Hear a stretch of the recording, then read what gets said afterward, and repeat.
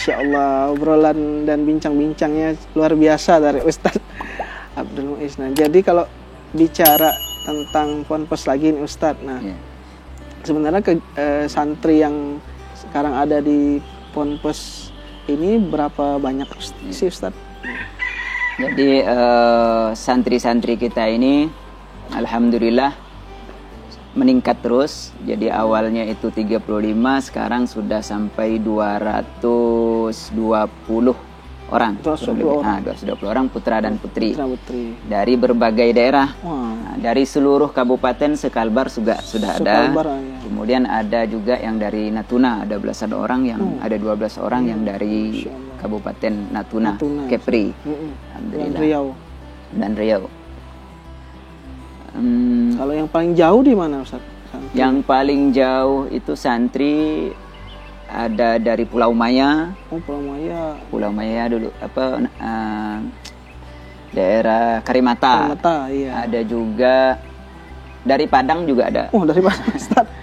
Jauh lagi. Iya. Natuna, kemudian dari Putus Sibau. Kemudian dari Temajuk, itu yang paling jauh. Kalau umurannya Ustadz mulai umur berapa Ustadz santri? Umuran santri sini jadi karena kami ini pesantren namanya pesantren Rasulullah ya. Iya Ustadz. Nah, kata Nabi belajarlah dari umur buayan sampai liang lahat ya kan. Iya, jadi kami fasilitasi lah itu. Cuman untuk sekedar prakteknya kami sementara ini anak yang kita terima tamat SD. Oh, tamat SD. Nah, ada juga yang wali siswa itu memaksakan pingin anaknya cepat dipondokkan sini. Belum tamat SD pun ada kelas 4 SD, kelas 3 SD sudah dimasukkan. Tapi dengan kita saring lah gitu kan. Nah, kemudian mengenai yang umur paling tinggi, ada yang selesai kuliah juga sudah ada mondok di sini. Oh, selesai kuliah ada yang sudah selesai kuliah mondok di sini ada. Ya berbagai umur kita terima di sini. Siapapun yang pingin mau belajar kita terima insyaallah. Yang penting memang belajar Al-Quran kan. Belajar Al-Quran Ustaz. Belajar Al-Quran, belajar agama. Insyaallah kita terima di sini. Kita mudahkan. Kemudian mengenai santrinya di sini juga yang kita terima ada dua macam tipe santri ini. Ada mereka yang mampu, ada yang tidak mampu. Oh, gimana Ustaz? Jadi santri yang pertama kita tekankan bagaimana orang tua santri atau santri mereka ada korban dulu untuk ilmu. Seberapapun dia punya, silakan korban untuk ilmu dulu. Nah, apa bentuk korbannya? Kalau dia bisa beli buku, beli buku. Nah, jangan 100% dulu ditanggung oleh pondok. Nah, kita latih dia dulu untuk korban. Oh, adanya orang tuanya saya berasnya cuma 1 karung Ustadz. Ya silakan bayarlah dengan beras 1 karung.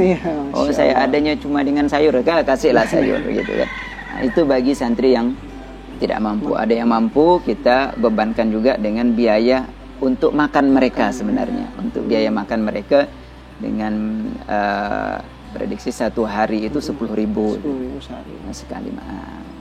Kembali ke santrinya lagi. Kembali ke santrinya. Jadi kalau mereka kuat berkeinginan, alhamdulillah karena kita punya donatur-donatur juga, itu yang menambah meringankan beban pondok untuk konsumsi mereka. Jadi santri-santri yang tidak mampu juga bisa kita terima di sini.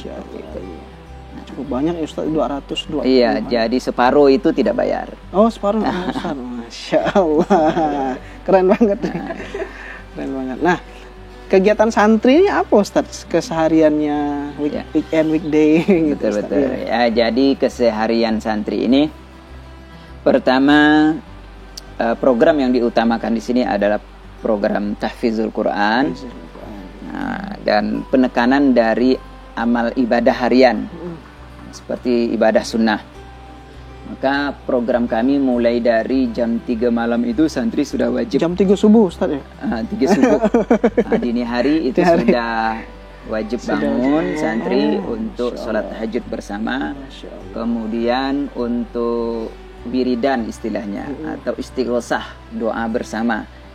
Itu habis sholat tahajud bareng, kemudian doa bareng, baru mereka persiapan hafalan untuk setor hafalan pagi.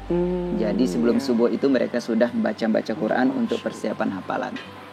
Nah, setelah sholat subuh kemudian dengan zikir-zikir amalan pondok, habis itu langsung jam 7 itu, setengah 7 santri sudah duduk untuk hafalan Quran, setor hafalan. Nah, sampai jam 8 istirahat.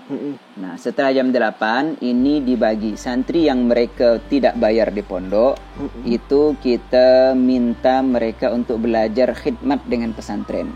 Nah, di situ mereka kita bagi, ada yang bagian nanam bunga, buat polybag, nanam sayur, itu.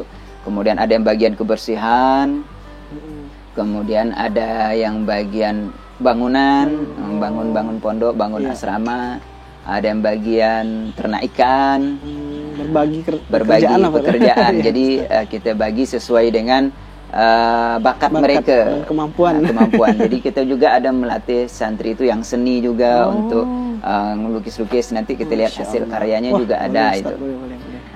Jadi seperti itu program tahfiz Qur'annya sampai jam 10 pagi. Jam 10 pagi. Habis jam 10 pagi santri wajib tidur semua. Wajib tidur. Unik nih. Jam 10 pagi wajib tidur. Maka biasanya tamu datang lihat kok santri tidur. Iya, karena malam sudah tidak tidur. Jam 3 subuh tadi. 3 subuhnya tidak tidur. Jadi jam 10 pagi mereka tidur semua. Nanti habis sholat zuhur baru kita adakan khataman Al-Quran istiqomah. Untuk mendoakan umat Islam pada umumnya, mendoakan kedua orang tuanya yang di rumah, kemudian mendoakan para donatur, kemudian mendoakan para tamu. Khataman Qur'annya kita niatkan hadiahkan untuk situ. Kemudian setelah zuhur baru kita belajar diniyah. Diniyat itu belajar kitab kuning istilah orang Jawa. Ada belajar nahwu, shorof, bahasa Arab, belajar fikih, belajar tajwid. Nah, itu di habis zuhur. Habis khataman tadi. Jam 2 itu sampai asar jam 3. Habis asar santri kebersihan semua, wajib kebersihan. Jadi semua wajib kebersihan, maka kita tidak mau ada satu sampah di sini. Kita tekankan kepada santri, jangan sampai gara-gara satu sampah yang kamu buang di sini itu menghalang hidayah orang yang datang ke sini.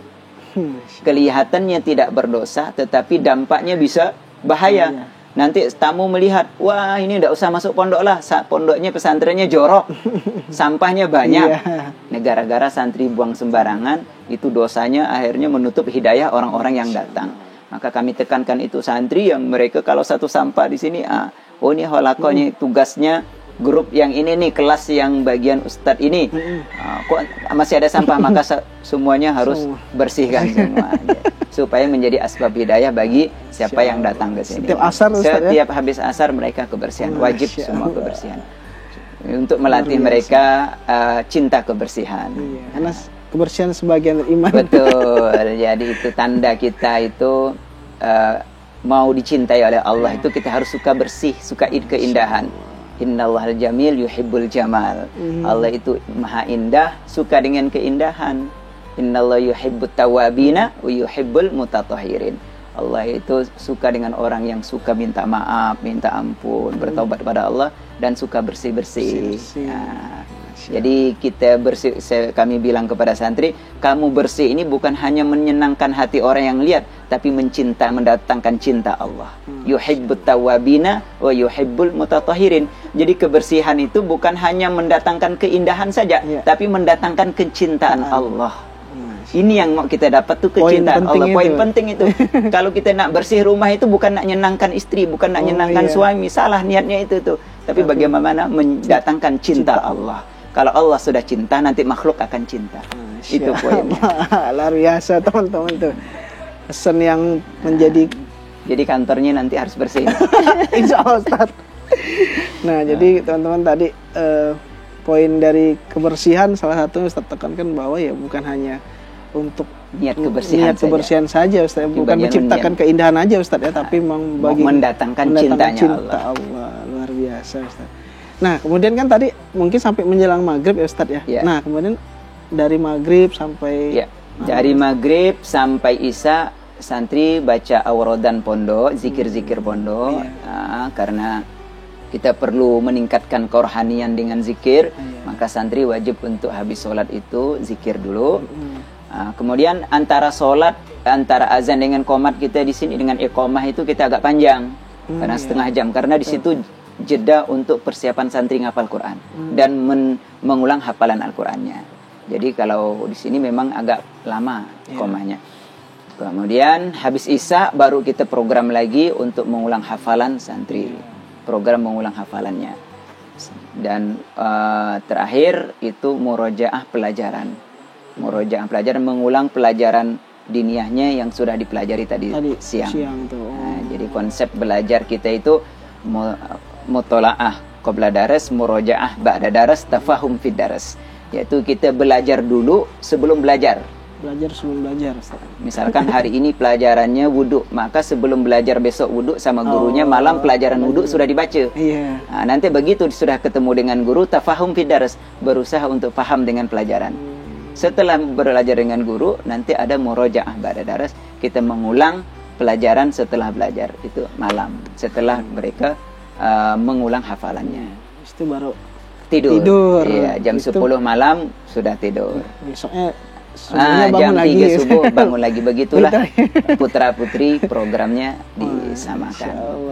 Tapi kalau dalam tahfiz Quran tadi itu Ustaz, udah berapa banyak Ustaz yang memang sudah? Selama 3 tahun ini berdiri kita, alhamdulillah sudah ada yang tiga orang yang hatam, dan mereka sudah hataman kubro, istilahnya sudah tidak ada salah gitu. Kita tes, dan kemarin kita praktekkan langsung untuk Ramadan di sini untuk sholat tarawih 2 juz 1 malam, dan alhamdulillah pas 15 Ramadan kemarin hatam tarawihnya. Jadi kita latih mereka. Alhamdulillah sudah lulus 3 orang yang hatam. Umuran berapa tuh? Umur mereka dulu tamat SD saja dulu, mungkin umur tamat SMP lah ada ini. Tamat SMP. Tamat SMP. Umurnya karena dia tidak melanjutkan SMP. Udah hafiz Quran. Hafiz Quran. Anak dari Pontianak dan anak dari Sambas dan anak dari Sukalanting. Nah, kalau Ustaz sendiri dari mana nih Ustaz asalnya? Kalau saya aslinya dari Sambas. Sambas dulu, tepi laut jauh. Sekarang ke darat Ustaz. Nah, rezekinya sampai ke Pontianak. Alhamdulillah. Aduh, sangat seru dan inspiratif cerita dari Ustaz nih, karena teman-teman kalau mau berkunjung ke sini tuh Ustaz, alamat atau dari mana Ustaz? Jadi untuk berkunjung ke pesantren kita bisa 2 jalur, dari arah Juruju, Nipah Kuning, Sungai Rengas itu bisa, dari Sungai Kakap juga bisa, Sungai Kakap, Sungai Itik, Juruju Besar. Jadi pas pertemuan sini segitiga, di sini juga ada tempat taman wisata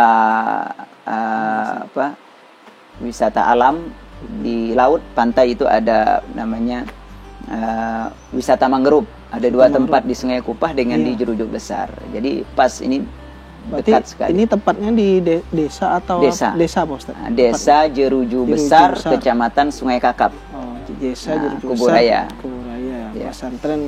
Pesantren Mu'inul Islam. Pasti udah tahulah orang-orang warga sini Ustaz. Tanya aja pesantren atau searching di Google. Di Google insyaallah. Ada internet ada. Nah, Ustaz nih, sebelum kita tutup bincang-bincang kita Ustaz, nah mungkin boleh Ustaz pesan buat yang nonton video ini, buat santri-santri di sini, mungkin ada teman-teman sana yang mau donasi misalnya Ustaz. Silakan Ustaz. Jadi saudara semua, saudaraku yang dimuliakan Allah Subhanahu wa taala, Rasulullah pernah menyampaikan kepada kita bahwa Al-Qur'an nanti di Yaumil Mahsyar akan memberi syafaat kepada para sahabatnya. Nah, siapa sahabatnya? Yaitu mereka yang mencintai Al-Qur'an. Nah, maka siapapun yang ingin masuk surga melalui syafaat Al-Qur'an, maka jadilah sahabat Al-Qur'an.